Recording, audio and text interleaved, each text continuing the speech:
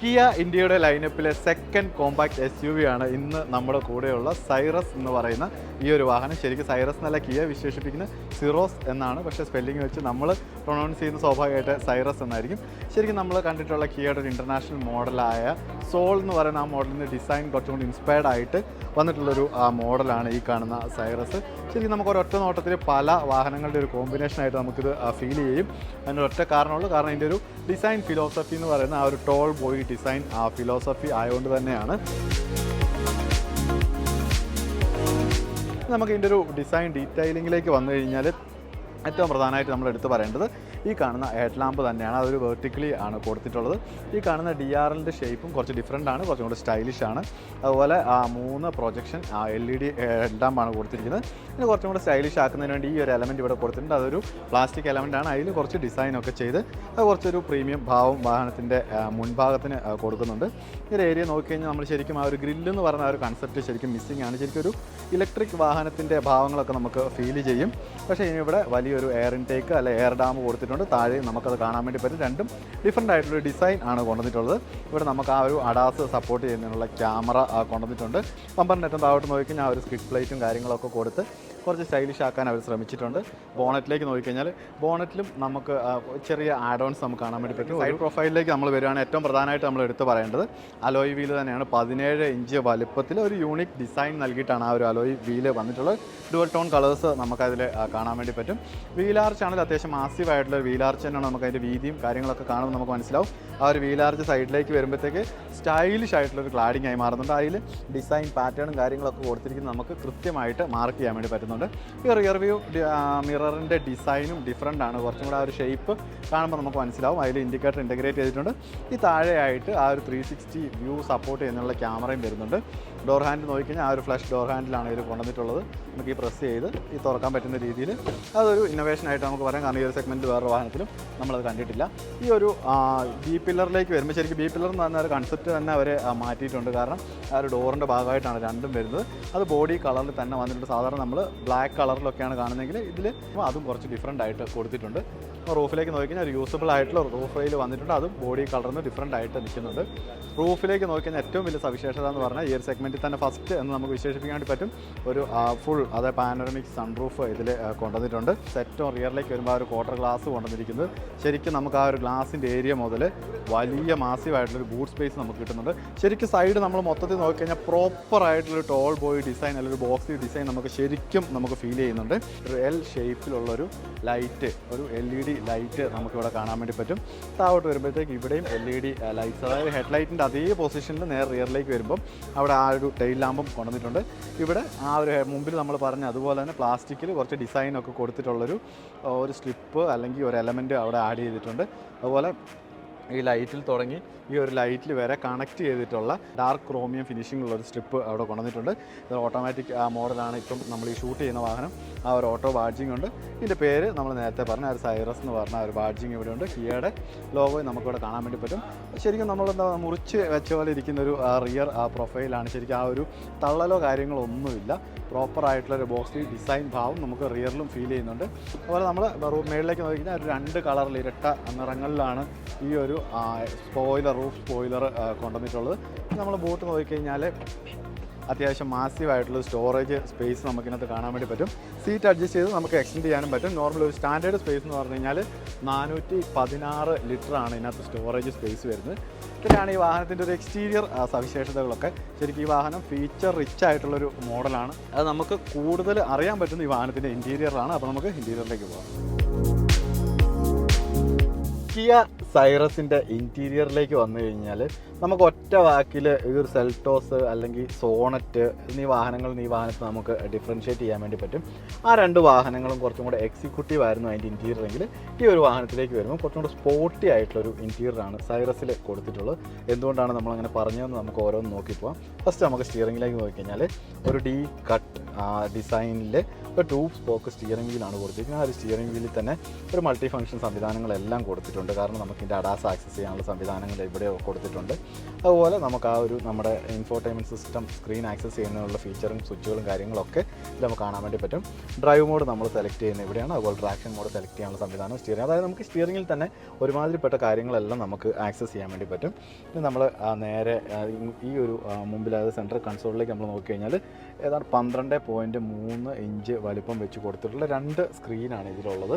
പക്ഷേ ഈ സ്ക്രീനിൻ്റെ മൊത്തം സൈസ് നമ്മൾ നോക്കിക്കഴിയുമ്പോൾ 30 ഇഞ്ചോളം വരും. കാരണം നമുക്ക് ഈ ഒരു രണ്ടിൻ്റെ നടുക്കായിട്ട് നമുക്ക് ഈ ഒരു ക്ലൈമറ്റ് കൺട്രോളിൻ്റെ ഉൾപ്പെടെയുള്ള ആ ഒരു സ്ക്രീൻ നമുക്കിവിടെ കാണാൻ വേണ്ടി പറ്റും. കാരണം ഇതൊരു പാനലായിട്ടാണ്, അതായത് ക്ലൈമറ്റ് കൺട്രോൾ, നമ്മുടെ സീറ്റ് വെന്റിലേഷൻ തുടങ്ങിയുള്ള സംവിധാനങ്ങളെല്ലാം പാനലായിട്ട് വർക്ക് ചെയ്യുന്ന ഈ ഒരു ഏരിയയാണ്.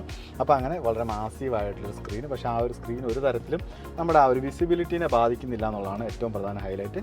വളരെ വിശാലമായിട്ടുള്ളൊരു ആ ഡാഷ്ബോർഡ് നമുക്കിവിടെ കാണാൻ വേണ്ടി പറ്റും. ശരിക്കും പ്രോപ്പർ പ്ലാസ്റ്റിക് തന്നെയാണ് അത് ഡിസൈൻ ചെയ്തിട്ടുള്ളത്. നമ്മൾ ഈ ഒരു ഏരിയയിലേക്ക്, അതായത് ഡാഷ്ബോർഡിൻ്റെ ഈ ഒരു ഏരിയയിലേക്ക് നോക്കിക്കഴിഞ്ഞാൽ ഇവിടെ കുറച്ചും കൂടെ ആ ഒരു ഗ്ലോസി പ്ലാസ്റ്റിക് എലമെൻറ്റ്സ് ആണ് യൂസ് ചെയ്തിട്ടുള്ളത്. അത് ഈ പറഞ്ഞ പോലെ നമ്മൾ ആ ഒരു സ്പോർട്ടി ഭാവം കുറച്ച് കൂടുതൽ കൊടുക്കുന്നത്. ഇവിടെ നമുക്ക് ചെറിയൊരു ക്രോമിയം ലൈനും നമുക്ക് കാണാൻ വേണ്ടി പറ്റും. ശരി, ക്രോമിയത്തൊക്കെ ഒരു സ്റ്റീൽ എന്ന് പറയുന്നതായിരിക്കും കുറച്ചും കൂടെ നല്ലത്. അതിന് താഴെ AC വെൻറ്റിൻ്റെ സ്ഥാനം അല്ലെങ്കിൽ അതിൻ്റെ ഡിസൈനൊക്കെ കുറച്ച് ഡിഫറെൻ്റ് ആയിട്ടാണ് വന്നിരിക്കുന്നത്. കാരണം കുറച്ചും കൂടെ സ്ലീക്ക് ആയിട്ടുള്ള ഡിസൈനിലാണ് അത് കൊണ്ടുവന്നിട്ടുള്ളത്. നമുക്ക് അതിൻ്റെ ആ ഒരു പാറ്റേൺ കംപ്ലീറ്റ്ലി ഡാഷ്ബോർഡിനെ കട്ട് ചെയ്ത് പോകുന്ന പോലെ നമുക്ക് ശരിക്കും ഫീൽ ചെയ്യുന്നുണ്ട്. പിന്നെ നമുക്ക് ക്ലൈമറ്റ് കൺട്രോൾ, ഈ മീഡിയ കൺട്രോൾ ചെയ്യുന്നതിൻ്റെ സ്വിച്ചുകളൊക്കെ ഈ ഒരു ഏരിയയിലാണ് ഇൻ്റഗ്രേറ്റ് ചെയ്യുക. അതൊട്ടും പ്രൊജക്റ്റ് ചെയ്ത് നിൽക്കുന്ന രീതിയിലല്ല. ഇൻഫോർടൈൻമെൻറ്റ് സിസ്റ്റത്തിലേക്ക് നോക്കിക്കഴിഞ്ഞാൽ എന്താ പറയുന്നത്, അതൊരു വളരെ വിശാലമായിട്ടുള്ളൊരു ഏരിയ ആണ് വന്നിരിക്കുന്നത്. കാരണം നമുക്ക് ഇങ്ങോട്ട് നോക്കി നമ്മൾ ഹോം സ്ക്രീൻ നോക്കി കഴിഞ്ഞാൽ ആ ഒരു മാപ്പ്, മീഡിയ, ഫോൺ നമുക്കിങ്ങനെ 3ആയിട്ട് ഡിവൈഡ് ചെയ്തിട്ടുണ്ട്. നമുക്കിങ്ങോട്ട് മാറ്റിക്കഴിഞ്ഞാൽ ഫോൺ പ്രൊജക്ഷൻ, വോയിസ് മെമ്മോ, അങ്ങനത്തെ കാര്യങ്ങളൊക്കെ ഉണ്ട്. ശരിക്കും പ്രോപ്പർ ഒരു കണക്റ്റഡ് കാറായിട്ട് തന്നെയാണ് വന്നിരിക്കുന്നത്. ഇനി നമ്മളല്ലാതെ നോക്കി കഴിഞ്ഞാൽ ഇതിൻ്റെ സെറ്റപ്പ് എടുത്ത് നോക്കി കഴിഞ്ഞാൽ vehicle, navigation, sound, phone connections, ഇങ്ങനത്തെ എല്ലാ സംവിധാനങ്ങളും നമുക്ക് ഇതിൽ കൃത്യമായിട്ട് നമുക്ക് കാണുന്നുണ്ട്. പിന്നെ ഈ ഒരു ഏരിയ നമ്മൾ ഓൾറെഡി പറഞ്ഞു, അത് ഒരു പാനൽ പോലെയാണ് വന്നിരിക്കുന്നത്. നമ്മൾ ഡ്രൈവർ ആ സ്ക്രീൻ അല്ലെങ്കിൽ ഈ ഒരു ഇൻസ്ട്രുമെൻറ്റ് ക്ലസ്റ്റർ നോക്കിക്കഴിഞ്ഞാൽ അതിനും എല്ലാ ഡീറ്റെയിൽസും കൊണ്ട് കംപ്ലീറ്റ്ലി ഡിജിറ്റലായിട്ടാണ് വന്നിട്ടുള്ളത്.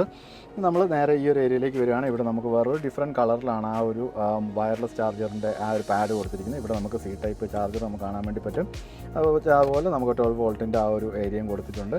പിന്നെ ക്ലൈമറ്റ് കൺട്രോളിനുള്ള ഫിസിക്കൽ സ്വിച്ചസ് നമുക്കിവിടെ കാണാൻ വേണ്ടി പറ്റും. കാരണം ടെമ്പറേച്ചർ നമുക്ക് അഡ്ജസ്റ്റ് ചെയ്യാം, ഫാന് ആ സ്പീഡ് കൂട്ടുന്നതും കുറയ്ക്കുന്നത്, അതുപോലെ ക്ലൈമറ്റിൻ്റെ മോഡ്, അങ്ങനെ ഒരു ഓട്ടോമാറ്റിക് ക്ലൈമറ്റ് കൺട്രോൾ ഇതിൽ വരുന്നുണ്ട്. ഗിയർ ഷിഫ്റ്റ് സെലക്ടറും കാര്യങ്ങളൊക്കെ അതിന് കുറച്ചും കൂടി സ്പോർട്ടി ഭാവമുണ്ട്. ഡ്യുവൽ കളറിലാണ് വന്നിരിക്കുന്നത്. ഇവിടെ നമുക്ക് കാണാൻ വേണ്ടി പറ്റും എഞ്ചിൻ സ്റ്റാർട്ട് സ്റ്റോപ്പ് നമുക്ക് ഈ ഒരു ഏരിയ കാണാം. ഇവിടെ പാർക്കിങ്, ഈ 360 ഡിഗ്രി ക്യാമറയുടെ സ്വിച്ച്, നമ്മൾ ആ 360 ഡിഗ്രി പ്രസ് ചെയ്ത് കഴിഞ്ഞാൽ പ്രോപ്പറായിട്ടുള്ള 360 വ്യൂ നമുക്ക് ഇവിടെ കാണുന്നുണ്ടെന്നുള്ളതാണ്. വളരെ വിശാലമായിട്ടുള്ള സ്റ്റോറേജ് സ്പേസസ് നമുക്ക് കാണാൻ വേണ്ടി പറ്റും. കാരണം 2 ഗ്ലാസ് ഹോൾഡർ കൊടുത്തിട്ടുണ്ട്. ഏറ്റവും ബാക്കിലേക്ക് വരുമ്പോഴത്തേക്ക് ഇവിടെ നമുക്ക് ആ ഒരു ആംബ്രസ്റ്റും ഒരു കൂൾഡ് ആയിട്ടുള്ള സ്റ്റോറേജ് സ്പേസ് ഇതിൽ കൊണ്ടുവന്നിട്ടുണ്ട്.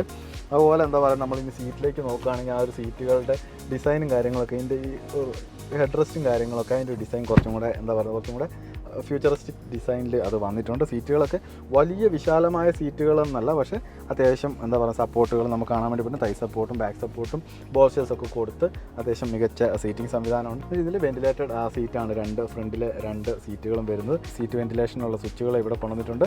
ഇവിടെ ഈ ഒരു ഡോർ പാഡിൽ പോലും ആ ഒരു 2 കളറാണ് യൂസ് ചെയ്തിരിക്കുന്നത്. ശരിക്കും വാഹനത്തിൽ നമ്മൾ നേരത്തെ പറഞ്ഞ ആ സ്പോർട്ടി ഭാവം എല്ലാ ഏരിയയിലും നിലനിർത്തിയിട്ടുണ്ടെന്നുള്ളതാണ്. ഇത് നമ്മൾ നേരെ മേളിലേക്ക് നോക്കിക്കഴിഞ്ഞാൽ ശരിക്കും ഈ ഒരു സെഗ്മെൻറ്റിൻ്റെ ഫസ്റ്റ് ഫീച്ചർ എന്ന് നമുക്ക് പറയാൻ വേണ്ടി പറ്റും. ഇതൊരു പാനറമിക് സൺറൂഫാണ്. ഇതിൻ്റെ കംപ്ലീറ്റ് ഒരു സൺറൂഫാണ്. നമുക്കത് ഓപ്പൺ ചെയ്യാം. നമുക്കിത് ഓപ്പൺ ചെയ്യാൻ വേണ്ടി പറ്റും. വളരെ വിശാലമായ ഒരു ഏരിയ, ഒരു ഗ്ലാസ് റൂഫ് അല്ലെങ്കിൽ ഒരു സൺറൂഫ് ആയിട്ട് അവർ കൊണ്ടുവന്നിട്ടുണ്ട്. ഇപ്പോൾ 1ാം നിരയിലെ ഫീച്ചറുകൾ നമ്മൾ ഇത്രയൊക്കെയാണ് കണ്ടത്. ശരിക്കും ഇതിൻ്റെ ഏറ്റവും എക്സൈറ്റ് ചെയ്യിക്കുന്ന ഫീച്ചറുകൾ ഇതിൻ്റെ സെക്കൻഡ് റോയിൽ തന്നെയാണ്. അപ്പോൾ നമുക്ക് സെക്കൻഡ് റോയിലേക്ക് പോകാം. ശരിക്കും സ്പെഷ്യലായിട്ടൊരു സെക്കൻഡ് റോ തന്നെയാണ് ഈ വാഹനത്തിലുള്ളത്. അത് നമ്മൾ പറയാൻ പല കാരണങ്ങൾ ഇതിലുണ്ട്. ഏറ്റവും പ്രധാനമായിട്ട് നമ്മൾ പറയേണ്ടത് ഇതിൻ്റെ ബാക്കിലെ 2 സീറ്റും വെന്റിലേറ്റഡ് സംവിധാനത്തോടെയാണ് വന്നിട്ടുള്ളതെന്നുള്ളതാണ്. അതിന് പുറമെ നമുക്കിവിടെ കാണാൻ വേണ്ടി പറ്റും, ഇവിടെ ഒരു എയർ പ്യൂരിഫയർ ഈ വാഹനത്തിൽ കൊണ്ടുവന്നിട്ടുണ്ട്. ഇവിടെ 2 AC വെന്റുകളുണ്ട്. ഏറ്റവും താഴെയായിട്ട് 2 C ടൈപ്പ് ചാർജിങ്ങും കൊണ്ടുവന്നിട്ടുണ്ട്. ഇതിനേക്കാൾ എല്ലാം ഉപരി ഈ വാഹനത്തിൽ നമ്മൾ എടുത്തു പറയേണ്ടത് റിയർ സീറ്റും നമുക്ക് അഡ്ജസ്റ്റ് ചെയ്യാൻ വേണ്ടി പറ്റുന്നതാണ്. കാരണം നമുക്ക് ഇവിടെ റിയർ സീറ്റ് അല്ലെങ്കിൽ നമ്മൾ മുമ്പിലത്തെ സീറ്റ് എങ്ങനെ അഡ്ജസ്റ്റ് ചെയ്യുന്നു അതുപോലെ നമുക്ക് ബാക്കിലെ സീറ്റ് അഡ്ജസ്റ്റ് ചെയ്യാൻ വേണ്ടി പറ്റും. സീറ്റ് മാറ്റുന്നതിന് പുറമെ നമുക്ക് ഈ ഒരു ഏരിയയിൽ റിക്ലൈൻ ചെയ്യാൻ കൊണ്ട് പറ്റും. നമ്മൾ സ്വാഭാവികമായിട്ട് നമ്മൾ ഇതിൻ്റെ നേരത്തെ കേട്ടിട്ടുണ്ടായിരുന്നു റിയർ സീറ്റ് റിക്ലൈൻ ചെയ്യാൻ പറ്റുന്ന ഒരു സംവിധാനത്തോടെയാണ് വരുന്നത്. അത് ശരിക്കും കോമ്പാക്ട് SUV സെഗ്മെൻറ്റിൽ ഫസ്റ്റ് ആയിട്ട് വരുന്ന ഫീച്ചറാണിത്. ഇനി നമ്മൾ ബാക്കി നോക്കിക്കഴിഞ്ഞാൽ ഒറ്റയ്ക്ക് 2 പേർക്ക് വളരെ വിശാലമായിട്ട് യാത്ര ചെയ്യാൻ വേണ്ടി പറ്റും. ഇവിടെ നമ്മൾ ഈ ഒരു ആംബ്രസ്റ്റ് നമ്മൾ നിവർത്തി വെച്ച് കഴിഞ്ഞാൽ 2 ഗ്ലാസ് ഹോൾഡേഴ്സ് ഇത് നമുക്ക് കാണാൻ വേണ്ടി പറ്റും.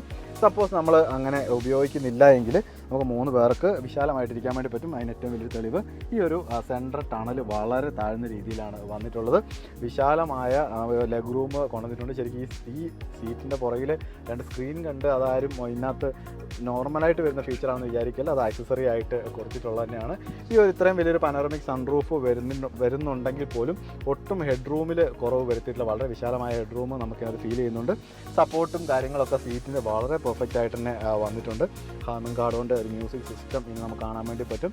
പിന്നെ എല്ലാം കൊണ്ടും സേഫ്റ്റി ഈ വാഹനത്തിൻ്റെ വലിയൊരു പ്രയോറിറ്റി തന്നെയാണ്. അത് അതിലേക്ക് നമ്മൾ വരുന്നുണ്ട്. അപ്പം ഇത്രയൊക്കെയാണ് ഈ വാഹനത്തിൻ്റെ ഒരു 2ാം നിലയിലെ ഫീച്ചറുകൾ. ഫൈനലി നമ്മളിനി നോക്കുന്നത് ഈ വാഹനത്തിൻ്റെ മെക്കാനിക്കൽ സവിശേഷതകളാണ്. 2 എഞ്ചിൻ ഓപ്ഷനിലാണ് ഈ വാഹനം വരുന്നത്. ഇപ്പോൾ നമ്മുടെ കയ്യിലുള്ള ഈ വാഹനം ഡീസൽ എഞ്ചിനാണ്, അതായത് 1.5 ലിറ്റർ ഡീസൽ എഞ്ചിൻ മോഡലാണിത്. ഇതിൻ്റെ ഒരു പവർ എന്ന് പറഞ്ഞാൽ 116 PS പവർ, അതുപോലെ 250 ന്യൂട്ടൺ മീറ്റർ ടോർക്കാണ് ഈ ഒരു എഞ്ചിൻ പ്രൊഡ്യൂസ് ചെയ്യുന്നത്. 2 ട്രാൻസ്മിഷൻ ഓപ്ഷനാണ് ഇത് വരുന്നത്, 6 സ്പീഡ് മാനുവൽ, അതുപോലെ 6 speed torque converter automatic transmission ഓപ്ഷനുകളിലാണ് ഈ വാഹനം വരുന്നത്. അതുപോലെ ഇനിയിപ്പം ഇതിൻ്റെ ഒരു പെട്രോൾ ടർബോ എഞ്ചിൻ മോഡലിലും ഇത് അവൈലബിൾ ആണ്. അത് സ്വാഭാവികമായിട്ട് 1 ലിറ്റർ 3 സിലിണ്ടർ പെട്രോൾ എഞ്ചിനാണ്. അതിൻ്റെ ട്രാൻസ്മിഷൻ എന്ന് പറഞ്ഞാൽ 7 സ്പീഡ് DC, അതായത് ഡ്യുവൽ ക്ലച്ച് ട്രാൻസ്മിഷൻ, അതുപോലെ 6 സ്പീഡ് മാനുവൽ ട്രാൻസ്മിഷനിലുമാണ് ആ വാഹനം എത്തുന്നത്. 120 PS പവറും അതുപോലെ 175 ന്യൂട്ടൺ മീറ്റർ ടോർക്കുമാണ് ആ ഒരു എഞ്ചിൻ പ്രൊഡ്യൂസ് ചെയ്യുന്നത്. ഇനി ഈ വാഹനത്തിൻ്റെ ഏറ്റവും വലിയ സവിശേഷത എന്ന് പറഞ്ഞാൽ ഇതിൻ്റെ സേഫ്റ്റി ഫീച്ചറുകൾ തന്നെയാണ്. നമുക്കിവിടെ കാണാൻ പറ്റും അഡാർ സ്യൂട്ടിൻ്റെ ക്യാമറ നമുക്ക് കാണാൻ വേണ്ടി പറ്റും. അതുപോലെ ഇവിടെ അതിൻ്റെ റഡാർ കാണാൻ വേണ്ടി പറ്റും. 16 അഡാസ് ബേസ്ഡ് ഫീച്ചറുകളും 20 ആക്റ്റീവ് സേഫ്റ്റി ഫീച്ചറുകളാണ് ഈ വാഹനത്തിൽ വരുന്ന. 4 ഡിസ്ക് ബ്രേക്ക് ഉൾപ്പെടെയുള്ള സേഫ്റ്റി ഫീച്ചറുകൾ ഈ വാഹനത്തിൽ കൊണ്ടുവന്നിട്ടുണ്ട്. അപ്പം ഇത്രയൊക്കെയാണ് ഈ ഒരു വാഹനം, അതായത് കിയ സൈറസ് അല്ലെങ്കിൽ കിയ സെറോസ് എന്ന് 2 പേര് പറയുന്നുണ്ട്. അപ്പോൾ ഇത്രയൊക്കെയാണ് ഈ വാഹനത്തിൻ്റെ വിശേഷണങ്ങൾ. അപ്പോൾ ഈ വാഹനത്തെക്കുറിച്ചുള്ള അഭിപ്രായങ്ങൾ നിങ്ങൾക്ക് സ്വാഭാവികമായിട്ട് ഇതിൻ്റെ താഴെ കമൻറ്റായിട്ട് രേഖപ്പെടുത്താവുന്നതാണ്. ഇതിൻ്റെ ഒരു ഡ്രൈവ് വീഡിയോ അല്ലെങ്കിൽ ഒരു ഡീറ്റെയിൽഡ് വീഡിയോ ആയിട്ട് നമ്മൾ എത്തുന്നതാണ്. So keep watching Mathrubhumi dot com auto drive.